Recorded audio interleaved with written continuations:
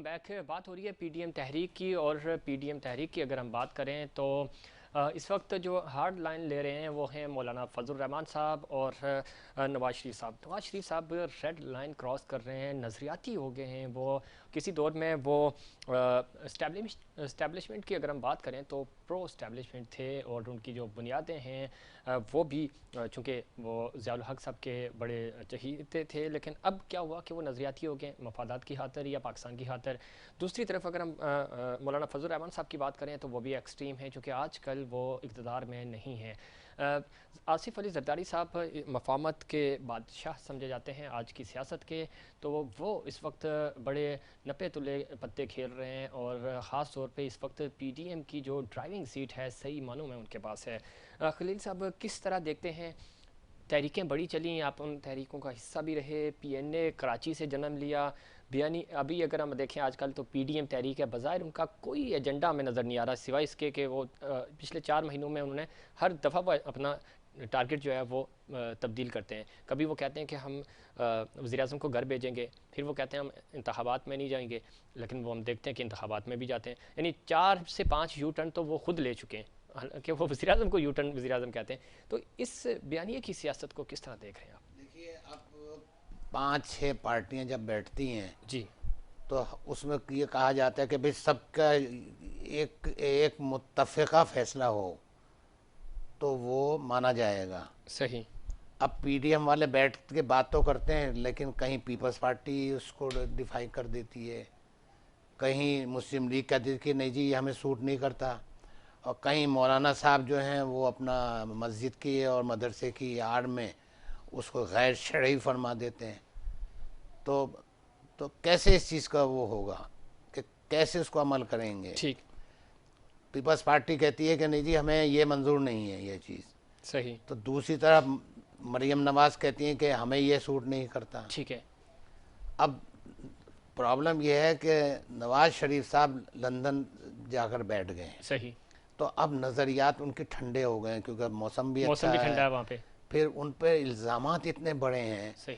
کہ وہ الزامات کو بچاتے بچاتے میرا خیال یہ ہے کہ کوئی ان کے پاس راستہ نہیں تھا، وہ یہی تھا کہ جا کر میں باہر چلا جاؤں تو شاید لوگوں کا وہ ہو جائے. لیکن وہاں جا کر بیٹھنے کے بعد تو انہوں نے ایک نیا پنڈورا باکس کھولا ہے جو کہ آدمی سوچ بھی نہیں سکتا، کوئی سیاسی جماعت افورڈ بھی نہیں کر سکتی ہے کہ آپ نے فوج سے ڈائریکٹ بیانیے جو ہیں ٹکرانے شروع کر دیے. صحیح. اچھا، یہ اتنی ہارڈ لائن کیوں لی؟ صرف فوج تک معاملہ نہیں ہے، پاکستان کی جو سلامتی کی بات ہے. جب آپ پبلک آفس ہولڈر ہوتے ہیں، آپ 3 دفعہ کے سابق وزیر اعظم ہیں، آپ جب یہ بات کرتے ہیں، کوئی چھوٹا وزیر بات کرے تو سمجھ آتا ہے، ویسے کوئی پولیٹیکل لیڈر، کوئی سوشل ایکٹیوسٹ بات کرے سمجھ آتا ہے. آپ کے پاس راز ہیں اس ملک کے، لیکن آپ جب یہ لائن لیتے ہیں جو دشمن چاہتا ہے تو وہ تو قابل قبول نہیں ہے. کوئی بھی وہ آرمی کے خلاف ہو یا نہ ہو قابل قبول نہیں ہے. اور ہم نے دیکھا کہ اس کا رد عمل انٹرا پارٹی مسلم لیگ نون کے اندر سے بھی آیا. دیکھیے، پہلے تھوڑا سا اگر آپ پیچھے جائیں نا تو گزشتہ ان کی اپنے پارٹی کے دوران جی 5 سال میں انہوں نے اپنے آپ کو پرو انڈیا کر دیا تھا. بالکل ایسا ہی ہے. بالکل. آپ دیکھیے مودی صاحب ایسے آ رہے تھے جیسے باتھ روم یہاں ہیں اور ان وہ کا بالکل بغیر کسی ویزے دعوت کے وہ پہنچ گئے. بالکل. اچھا، ایک دفعہ نہیں، پھر ان کے اہلکار آئے، پھر جی ان کے را کے ایجنٹ ہماری ان کی فیکٹریوں میں کام کرتے رہے، بالکل. اور ان کو کھلی یعنی وہ تھی اجازت اجازت تھی. کہ پورے ملک میں گھومتے رہیں. تو یہ ایک ان کا آرمی نے اسی چیز کو تو ڈیٹیکٹ کیا تھا صحیح. کہ جی یہ تو ہماری سلامتی کا سودا کر رہے ہیں. بالکل.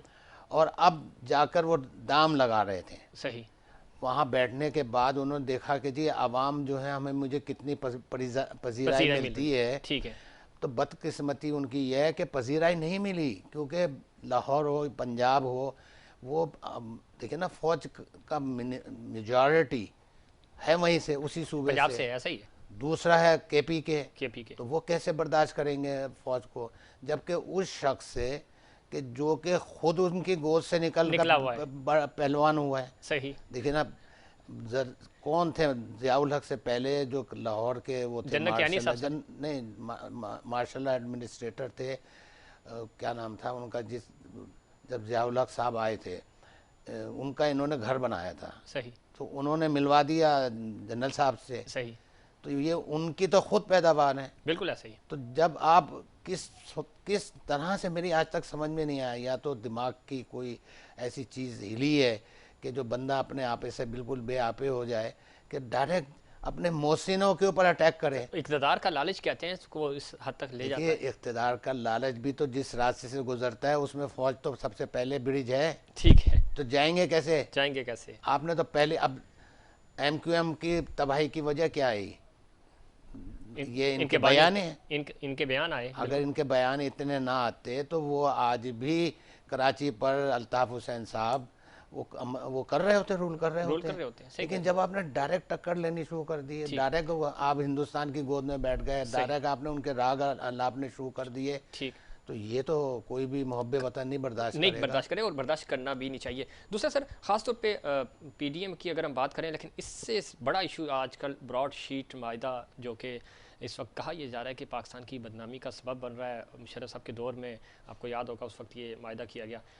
اس پورے عمل کو کس طرح دیکھ رہے ہیں؟ یہ معاہدہ صحیح معنوں میں اب ظاہر ہے وہاں کمیشن بھی چلا گیا، انہوں نے پیسے بھی لے لیے اور اب ساری حقیقتیں کھل کے سامنے. ایک دفعہ میں بنس روڈ پہ رہتا تھا جی، تو نیچے ہی کھڑا ہوا تھا تو ایک بندہ چلا رہا تھا چور چور چور، پکڑو پکڑو پکڑو. اچھا سب اس کو دیکھ رہے ہیں. یہ وہ بعد میں پتہ لگا وہ خود چور تھا، وہ چلا رہا تھا تاکہ پیچھے والے جو ہے نا ادھر ادھر ہو جائے، میں نکل جاؤں. ٹھیک ہے. تو اس وقت بالکل سیم یہی کیس چل رہا ہے. اچھا، کہ جو چور ہے وہ یہ ثابت کرنا چاہ رہا ہے کہ جی یہ چوری ان کے زمانے میں ہوئی ہے، جبکہ چوری تو نواز شریف صاحب کے زمانے میں ہوئی ہے. سارا کیس وہ بنا تو اب انہوں نے بیک فائر کرنا شروع کر دیا. ٹھیک کہ جی یہ نااہل ہے، یہ نااہل ہے، یہ حکومت نااہل ہے. صحیح. اب طیارہ اگر پی آئی اے کا پکڑا جاتا ہے تو یہ نااہل ہے، اور وہ جو وہاں سے پکڑے جاتے ہیں تو وہ بھی یہی نااہل. تو یہ ایک دوسرے کے پنگ پونگ وہی والی مثال کر رہے ہیں. نہیں تو اس میں غلط کہاں ہے؟ آپ نے یہ ساری چیزیں دیکھی ہوئی ہیں بڑے قریب سے. تو عمران خان صاحب کی حکومت کی بیڈ گورننس کی انہوں نے خود، اور یہ بھی تھوڑا سا کریڈٹ آپ خان صاحب کو دیں کہ انہوں نے مانا کہ ہم سے غلطیاں ہوئی، 2.5 سال میں ہم پرفارم نہیں کر سکے، میری کیبنٹ صحیح نہیں تھی، اب میں اس کو سدھار رہا ہوں، پوزیشنیں چینج کر رہا ہوں تاکہ میں میچ جیت سکوں 5 سال کے بعد. پہلی دفعہ مان رہے ہیں کم از کم عمران خان کی حد تک ہم یہ بات کر رہے ہیں، ان کی کیبنٹ کی بات نہیں کر رہے، کہ وہ مانتے ہیں کہ یہ غلطی ہوئی، اس کو سدھارنے کی ضرورت ہے اور کر رہے ہیں. مشیر ان کو اچھے نہیں ملے، نیچے ٹیم اچھی نہیں ملی، لیکن انہوں نے سب کے سامنے ایڈمٹ کیا کہ ہاں غلطیاں ہو گئی ہیں، ہم سیدھا کریں گے. آپ کو لگتا ہے کہ اگلے 2.5 سال میں 2 سال میں کچھ ڈیلیور کر سکیں گے، کوئی بنیاد بنا سکیں گے؟ کیونکہ کہا یہ جا رہا ہے کہ شاید اگلے 5 سال بھی خان صاحب ہی ہے. دیکھیے جب تک اگر کرکٹ کی ٹیم میں اگر وہی بیٹسمین رہیں گے، وہی بالر رہیں گے جو مسلسل ہار رہے ہیں، صحیح، تو ان سے آپ کیسے توقع کر سکتے ہیں کہ یہ آپ کو جتائیں گے؟ ہاں اگر ان میں وہ شفلنگ کر کے کچھ نئے لے کر آئیں، کچھ پرانوں کو نکالیں، کچھ اس میں تجربہ کریں، تب تو امید ہو سکتی ہے کہ یہ ٹیم جیت سکتی ہے. جیسے میں نے پہلے بھی کہا کہ کراچی کے لڑکوں کو نکال کر انہوں نے پوری ٹیم کا جو ہے بالکل اس پر لکھا بھی ختم کر دیا. جی، پھر اب آپ توقع کر رہے ہیں کہ ہم آسٹریلیا جیسی ٹیم سے جیتیں گے، نیوزی لینڈ جیسی ٹیم سے جیتیں گے. صحیح، ہاں ہو سکتا ہے بنگلہ دیش سے جیت جائیں. جب آپ جیتے لوگوں کو باہر نکال رہے ہیں، اور وہ لوگ جن کو کھیل کا کوئی تجربہ نہیں تھا اور جن کو کوچنگ بھی نہیں آتی، مزے کی بات یہ ہے، یا تو یہ ہوتے کہ بھئی کوچنگ کی غلطی ہے، کوچنگ ہی نہیں آتی، اور اس کو آپ 3 دفعہ چاند دے چکے ہوں، وقاص کو اور ان کو مصباح کو، پھر اب یہ ٹیم آئی ہوئی ہے پھر اسی کے پیچھے وہی لگا رہے ہیں. تو وہی چیز آپ آزمائیں عمران خان کی پی ٹی آئی پر. ٹھیک ہے، آپ نے کس کو نکالا بتائیے؟ جو آپ نکالا نہیں، شفل کیے ہیں انہوں نے، سلپ سے اٹھا کے پوائنٹ پہ لے گئے، پوائنٹ والے کو میڈ آن پہ لے گئے. جو ایک آدمی بہت بول سکتا تھا، آپ نے اس کو پہلے دور دروازے اس کے پاس کھڑا کیا ہوا تھا، شفلنگ ہوئی ہے بس. اس کو کہا تم آ جاؤ وکٹ کے پیچھے کھڑے ہو کر بھونکو، دوسرے الفاظ میں، صحیح، تاکہ آپ بیلنس کر سکیں ادھر مریم نواز کو اور مریم، 2 مریموں کو کنٹرول کرنے کے لیے یہ رشید صاحب کو جو ہے چودھری اپنا ہمارے شیخ رشید صاحب کو ٹھیک ہے فرنٹ فٹ پہ لے آئے. ٹھیک ہے، اور اللہ نے کیا ہے وہ ماشاءاللہ آپ کو پتہ ہے کہ کتنے ریلوے میں جھٹکے کھا کر کتنے نقصان کر کے آئے تھے. خسارے میں چلا گیا ریلوے، بالکل خسارے نہیں، حادثات میں ابھی دیکھیے حادثات بالکل ہوئے، کتنے حادثات ہوئے. اور یہی شیخ صاحب کہتے ہیں کہ ایک بھی حادثہ ہو تو آپ کو ریزائن کر کے چلے جانا چاہیے. وہ ان کے زمانے میں جی جی. اپنے زمانے اپنے زمانے میں لاگو نہیں ہوتا یہ.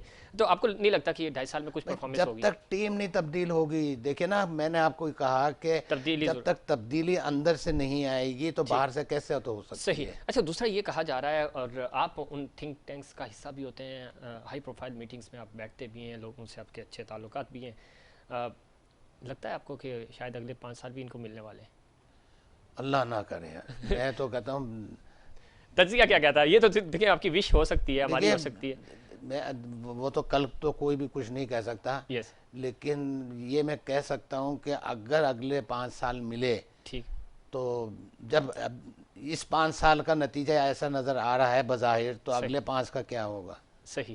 تو میں تو خوف سے، میں یہ نہیں کہہ رہا ہوں کہ ان کی کوئی ایمانداری پہ میں وہ کروں، مگر ان کی نااہلی اور نااہل قیادت کے ساتھ نااہل ٹیم، صحیح. چلیں کہیں ٹیم اٹھ جاتی ہے، کوئی تو ایک آدمی ان کے پاس ایسا ہوتا ٹھیک کہ جو ان کو کم سے کم ترقی کی کوئی تو چیز دکھا دیتا، کہیں سے نظر آتی، جھلک آ جاتی. نہیں آئی سر. اچھا اسد عمر صاحب کو آپ جانتے بھی ہیں بڑے اچھے سے. اچھا ان پہ بڑا ٹرسٹ تھا ان کو، لیکن جو کمپنی انہوں نے چھوڑی تھی اس کے بارے میں جب ہم پڑھتے ہیں تو وہ اس میں تو کچھ اور لکھا ہوا ہے، کیوں چھوڑا گیا تھا. یہی تو میں نے اتفاقی بات ہے، اس سے پہلے بھی اپنے کالم میں بھی لکھا تھا کہ ایک ناکام یعنی صنعت کار کے دفتر سے اٹھا کر آپ نے پورے ملک کی باغ ڈور اس کے ہاتھ میں دے دی، اور اسی کی وجہ سے آئی ایم ایف کو ہم یہ کریں گے، آئی ایم ایف کو ہم ٹھڈے ماریں گے، اور سارے یہی دعوے کروائے گئے تھے نا. اور سب سے پہلے کس نے اس کو بھیجا؟ انہوں نے بھیجا، انہوں نے بھیجا نا، انہی کی اس میں. تو خلیل صاحب کون لوگ ہیں یہ جو اس طرح کی ایک بندہ ایک اچھی کمپنی سے اس لیے نکالا جاتا ہے کہ وہ وہاں پرفارم نہیں کر سکتا، لیکن اس کو ہیرو بناتے ہیں، پوسٹر بوائے بناتے ہیں، اور اس کی اتنی ہائپ کریٹ کرتے ہیں کہ یہی ارسطو ہے، افلاطون یہی ہے، اور اسی نے پاکستان کی اکانومی سیدھی کرنی ہے. اصل میں اس میں معاملہ یہ تھا کہ وہ ان کو نکالا جا رہا تھا جی. تو اس وقت یہ جو تھے تیاری میں تھے عمران خان، تو انہوں نے چھوڑ کر ان کو جوائن کر لیا. ایسا ہی ہے. اور یہ کہا جی میں تو 60 لاکھ کی نوکری چھوڑ کر آ گیا ہوں. ٹھیک. تو وہ چیز آدمی کو کلک کرتی ہے. سر یہ تو بات کلک کرتی ہے. میں یہاں لیکن میں نے اندر کا آڈٹ تھوڑی دیکھا ہے. اگر یہ اندر کا آڈٹ منگاتے تو ان کو پتہ لگتا کہ 3 فیلیور ٹرانزیکشن تو وہ پہلے کر چکے تھے، جس کی وجہ سے کمپنی کو ان کو. آپ بھی ماشاءاللہ صنعت کار ہیں، کسی بھی جگہ پہ جب آپ انٹرویو دینے جاتے ہیں تو وہ پچھلی کمپنی کا ڈیٹا دیکھتے ہیں، چیزیں دیکھتے ہیں کہ آپ کیوں چھوڑ کے آ رہے ہیں. ایگزیکٹلی. ٹھیک ہے. تو یہ بڑی بیسک سی چیز ہے. آپ اتنی بڑی آپ ان کو ذمہ داری دے رہے ہیں اور آپ کو پتہ ہی نہیں ہے کہ وہ کیوں آئے. اگر میں صنعت کار ہوں، جب نا میں تو کرکٹر ہوں، مجھے کیا پتا صنعت سے کیا تعلق ہے. میں تو یہ دیکھا بھائی یہ تو میرے ساتھ آ گیا ہے نوکری چھوڑ کے. تو سر نوکری والوں کو ہی ایک فون گھما دیتے کہ کیوں آئے تو پتہ چل جاتا. مجھے آپ کو پتہ چل گیا، ان کو نہیں پتہ چلا. مالک بھی ان کے ساتھ ہی آئے ہیں. مالک بھی ساتھ آئے ہیں، یہ بڑی امپورٹنٹ بات ہے. اور پورا گاؤں کا گاؤں چلا گیا تو پھر کیا کریں. تو وہ ان کو کیسے کہتے ہیں کہ یہ میں نے نکالا ہے. ٹھیک ہے. اچھا سر سب سے بڑی امپورٹنٹ بات اس وقت اگر ہم بات کریں انٹرنیشنل ارینا میں، تو کہا جا یہ رہا ہے کہ شاید تھوڑا سا نئے بلاکس بننے جا رہے ہیں. ایک طرف امریکن الیکشنز ہوئے، تاریخی الیکشن تھے، وہاں پہ پہلی دفعہ ہم نے دیکھا کہ وہ کچھ ہوا، ان کی پارلیمنٹ پہ بھی حملہ ہوا. ٹرمپ جو ہے وہ خوشی نہیں گئے، پاکستانی طریقے سے وہ رخصت ہوئے، اور آج انہوں نے کمپلیٹ ذمہ داریاں جو بائیڈن کے پاس آ جائیں گی. کس طرح دیکھتے ہیں اس عمل کو؟ پاکستان کے لیے کوئی خیر کی خبر ہے؟ پاکستان کچھ نئے بلاک کی طرف اگر ہم بات کریں تو شاید چائنا، ٹرکی اور مڈل ایسٹ ایکٹیو ہونے جا رہا ہے، یا ہمیں امریکہ کے ساتھ ہی آگے بڑھنا ہوگا؟ نہیں، ہمارے لیے یہ بلاک بہت اچھا ہے، چائنا والا. ایک تو یہ ہے کہ چائنا نے ہمیشہ ہمارے برے وقت میں ساتھ دیا، نو ڈاؤٹ، اور امریکہ نے ہمیشہ برا وقت ہم پہ ڈالا ہے. اور جب ہم پہ کوئی برا وقت آیا تو ہمارے ان کے بیڑے صرف راستے میں ہی رہے. سر برا وقت ڈالا ضرور ہے، لیکن ہم نے خوشی برا وقت لیا نہیں ہے کیا؟ دیکھنا اب وہ منیر نیازی کا ایک شعر ہے نا، کیا کچھ لوگ بھی ظالم تھے، کچھ شہر دے لوگ بھی ظالم تھے، کچھ سنو بھی مرندہ شوق سی. بس ہم اس میں ہیں. صحیح. مرنے کا ہمیں بھی تو شوق ہوتا ہے، دنیا کے سارے غم ہمیں. لیکن بدقسمتی سے شاید میں تو ایک ادنا سا طالب علم ہوں، لیکن شاید ہمیں جنگیں سوٹ کرتی ہیں. ہم چاہتے ہیں کہ جنگیں ہوں تو ہماری اکانومی زیادہ اچھی چلتی ہے. دیکھیں جنگیں کبھی بھی سوٹ ان کو کر سکتی ہیں جن کا اسلحہ بک رہا ہو. ہمیں کیسے کریں گے؟ ہمیں چندہ ہمیں تو نہیں جی، ہمیں خریدنا بھی تو پڑتا ہے دوسرے ہاتھ سے. صحیح. ایک دوسری بات یہ ہم اپنی اقتصادی طاقت بھی تو کھو دیتے ہیں. ان پہ انحصار کرنے اس کی وجہ لگتے ہیں. یہی بنی، نہیں تو ہم اقتصادی طور پہ تو اتنے برے نہیں تھے. ہاں ہم تو بہت بہت بہتر تھے. یعنی آپ اسی دیکھیں نا، سعودیہ سے ہم بہتر تھے، اسی دبئی سے ہم بہتر تھے. یہ 1967 میں اگر آپ جاتے تو 1 کلومیٹر 1.5 کلومیٹر کے بعد تو ان کے شہر ختم ہو جاتے تھے. ایسا ہی. ایون جدہ میں گیا ہوں میں جی 67 میں، تو پہلے تو مجھے یہ لگتا تھا میں کہاں جنگل میں آ گیا ہوں، یعنی ریگستان ہی ریگستان. سر آج کے بچے اگر سعودی عرب میں تو چھوڑیں آپ، یو ای کہ میں ایک دفعہ لندن جا رہا تھا، جی تو پی آئی کا جہاز وہاں پہ 1 گھنٹے کے لیے رکتا ہے. صحیح. تو وہاں کا ایئر کنڈیشن بھی نہیں تھا یہ جناب ایئرپورٹ، اور 4 خزارہ بسیں تھیں جس میں ہم بیٹھ کے ایئرپورٹ جہاز سے اس میں گئے، وہ صحیح بھی نان ایئر کنڈیشن، جبکہ کراچی کا ایئرپورٹ تھا صحیح ایئر کنڈیشن. صحیح. جہاز ہمارے بہترین، ٹھیک. دنیا کی بہترین ایئر ایئر لائنز لائن میں تھی. تھے. ٹھیک ہے. ہم نے جرمن کو قرضہ دیا ہے جناب، بالکل ایسا ہی. جرمنی کو، یہ ایوب خان کے زمانے میں. ایسا ہی ہے، ایسا ہی ہے، اس میں کوئی شک نہیں. اچھا سی پیک کہا یہ جا رہا ہے شاید کام شام رکا ہوا ہے، کام بڑھے گا آگے. آپ کو لگتا ہے کہ واقعی یہ ایک گیم چینجر منصوبہ پاکستان کے لیے ثابت ہوگا؟ اور چونکہ چائنا اب چاہ رہا ہے کہ روڈ کے ذریعے میں، سمندروں کے ذریعے نہیں، روڈ کے ذریعے پوری دنیا تک جاؤں، اور وہ اس پہ لگا ہوا ہے، اور آپ کو پتا ہے کہ چائنا بڑا محنتی قوم ہے، تو وہ نکل بھی جائے گی. ہو سکتا ہے وہ کہتے ہیں فلو کے ساتھ اگر آپ تیرتے رہیں تو آپ بھی منزل تک پہنچ جاتے ہیں، تو ہو سکتا ہے پاکستان کی بھی کوئی بہتری ہو دیکھیے جن کے ساتھ آپ جا رہے ہیں ان سے آپ کو اچھی امیدیں یوں ہیں کہ ان کا ماضی آپ کے ساتھ اچھا ہے، اچھا رہا. بالکل ہے. تو اس لیے آپ ان پر ڈیپینڈ کر سکتے ہیں. اور پھر دوسری بات یہ ہے کہ آپ کی زمین اور سمندر استعمال ہو رہا ہے، صحیح.